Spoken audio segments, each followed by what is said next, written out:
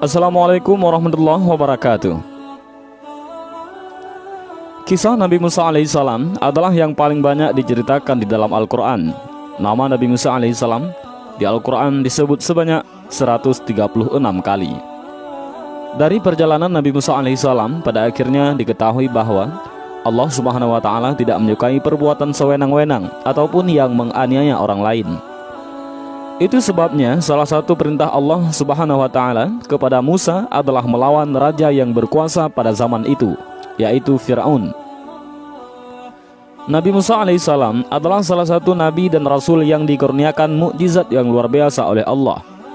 Nabi Musa merupakan rasul ulul azmi dan satu dari 4 nabi yang dikurniakan kitab, dan Nabi Musa alaihissalam memperoleh kitab Taurat. Nabi Musa alaihissalam diutus untuk menyiarkan agama Allah saat Raja Fir'aun memimpin Mesir, dan Fir'aun adalah raja yang kejam dan zalim.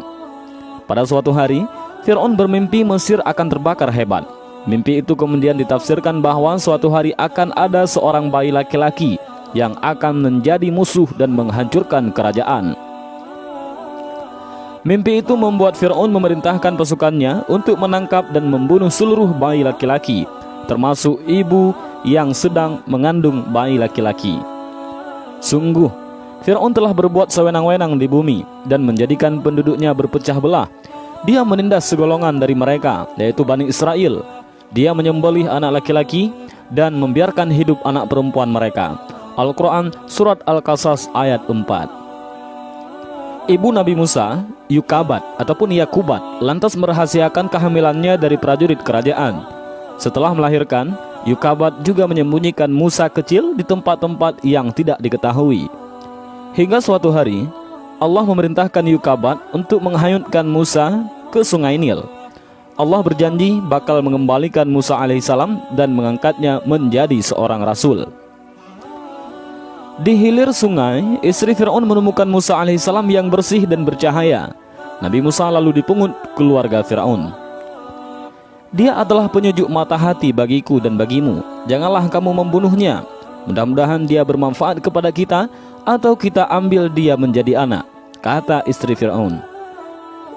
Saat bersama keluarga Fir'aun, Musa kecil enggan menyusu pada orang lain. Istri Fir'aun lalu mencari ibu-ibu yang mampu menyusui Musa. Hingga akhirnya Musa mau menyusu pada Yukabat yang adalah ibu kandungnya sendiri. Nabi Musa alaihissalam tumbuh sebagai sosok yang cerdas dan akal yang sempurna. Nabi Musa dewasa merantau meninggalkan Mesir menuju Madian. Di sana beliau bertemu dengan Nabi Syu'aib alaihissalam dan menikah dengan salah satu anaknya. Setelah 10 tahun di Madian, Nabi Musa dan istrinya meminta izin kepada Nabi Syu'aib untuk kembali ke Mesir. Dalam perjalanan menuju Mesir, Musa alaihissalam melihat sinar yang menyala di Bukit Sinai. Di tempat itulah Musa alaihissalam pertama kali menerima wahyu dari Allah subhanahu wa ta'ala. Wahai Musa, sungguh aku adalah Allah, Tuhan seluruh alam, kata Allah yang sesuai dengan surat Al-Quran, yaitu surat Al-Qasas ayat 30. Allah subhanahu wa ta'ala juga menunjukkan Musa pada mukjizatnya yang dapat mengubah tongkat menjadi ular serta dada yang bercahaya. Masukkanlah tanganmu ke leher bajumu, dia akan keluar putih bercahaya tanpa cacat. Dan dekapkanlah kedua tanganmu ke dadamu apabila ketakutan. Itulah 2 mukjizat dari Tuhanmu yang akan engkau pertunjukkan kepada Fir'aun dan para pembesarnya. Demikian yang tertulis dalam surat Al-Qasas ayat 32. Nabi Musa alaihissalam juga mendapat tugas untuk memberikan peringatan kepada Fir'aun dan pengikutnya. Nabi Musa lalu meminta Allah untuk mengizinkan Harun, yaitu saudaranya, untuk menemaninya berdakwah karena memiliki tutur kata yang baik. Atas izin Allah, Nabi Musa bertemu dengan Harun yang juga diangkat menjadi nabi. Nabi Musa dan Nabi Harun mulai memberi peringatan kepada Fir'aun beserta pengikutnya. Nabi Musa menyuruh masyarakat Mesir untuk menyembah Allah dan berbuat kebaikan. Aksi Nabi Musa lalu menyulut emosi Fir'aun. Namun tak ada yang percaya pada Musa alaihissalam dan mukjizatnya sebagai tanda kekuasaan Allah. Pengikut Fir'aun menyebut Musa alaihissalam hanyalah permainan sihir belaka. Ini hanyalah sihir yang dibuat-buat, dan kami tidak pernah mendengar yang seperti ini pada nenek moyang kami dahulu, kata orang-orang kafir. Firaun lalu menantang Musa dan Harun untuk melawan ahli-ahli sihir dari kerajaannya. Saat semua ahli sihir berkumpul, Nabi Musa alaihissalam meminta mereka untuk mengeluarkan semua keahlian yang dimilikinya. Mereka melemparkan tongkat yang berubah menjadi ular. Nabi Musa lalu melemparkan tongkat yang dimilikinya.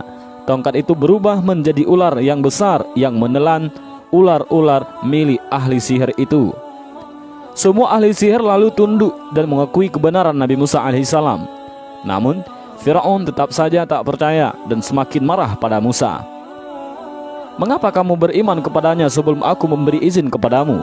Sesungguhnya ini benar-benar tipu muslihat yang telah kamu rencanakan di kota ini untuk mengusir penduduknya. Kelak kamu akan mengetahui akibat perbuatanmu ini. Pasti akan aku potong tangan dan kakimu dengan bersilang, tangan kanan dan kaki kiri atau sebaliknya.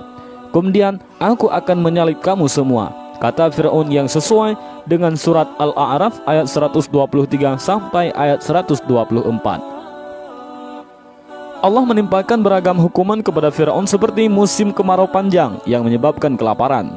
Allah juga menimpakan angin topan, belalang, kutu, katak, dan darah untuk Firaun. Firaun lalu meminta Musa alaihissalam untuk berdoa kepada Allah agar menghilangkan azab tersebut. Namun setelah azab itu dihilangkan, Firaun dan pengikutnya tetap tak mau menyembah Allah. Firaun justru semakin murka dengan Musa. Dia memerintahkan bala tentaranya untuk menangkap dan membunuh Musa beserta pengikutnya. Nabi Musa alaihissalam beserta pengikutnya memutuskan untuk meninggalkan Mesir. Musa menenangkan pengikutnya bahwa Allah akan selalu menjaga orang-orang yang beriman. Allah lalu memerintahkan Musa untuk memukulkan tongkatnya ke air laut. Lalu tongkat itu membelah laut menjadi dua. Nabi Musa dan rombongannya melewati dasar laut yang kering. Firaun dan pengikutnya terus mengejar Musa. Saat Musa sudah tiba di daratan dan Firaun masih di tengah lautan, Allah mengembalikan lautan seperti semula. Firaun dan prajuritnya tenggelam di dasar laut. Maka kami siksa dia, yaitu Firaun dan bala tentaranya. Lalu kami lemparkan mereka ke dalam laut. Maka perhatikanlah bagaimana kesudahan orang yang zalim. Firman Allah dalam surat Al-Qasas ayat 40. Saat Firaun hampir tenggelam, dia sempat mengucapkan bahwa dia termasuk orang yang percaya pada Allah. Namun pengakuan di akhir hayat itu sudah tak diterima oleh Allah. Allah lalu mengangkat jasad Firaun sebagai bukti kekuasaannya. Beberapa ahli menyebutkan jasad Firaun kini ada di museum di Mesir. Dari kisah Nabi Musa alaihissalam dan perlawanan melawan Firaun terdapat sejumlah hikmah dan pelajaran yang luar biasa. Nabi Musa adalah sosok yang berani melawan penguasa yang zalim dan bertindak sesuka hati. Nabi Musa berani mengatakan kebenaran. Musa tak takut berhadapan dengan Firaun dan bala tentaranya. Dari kisah Nabi Musa alaihissalam diketahui pula perbuatan sewenang-wenang dan menganiaya orang lain tidak disukai oleh Allah. Allah bakal memberikan azab bagi orang yang berbuat kerusakan. Selain itu, Allah tak lagi menerima taubat orang yang sudah di akhir hayat saat ditimpa azab. Taubat itu sudah tak berguna lagi. Dan inilah sedikit kisah tentang Nabi Musa alaihissalam dengan Firaun. Mudah-mudahan cerita singkat padat ini memberikan kita hikmah dan pelajaran yang luar biasa. Assalamualaikum warahmatullahi wabarakatuh.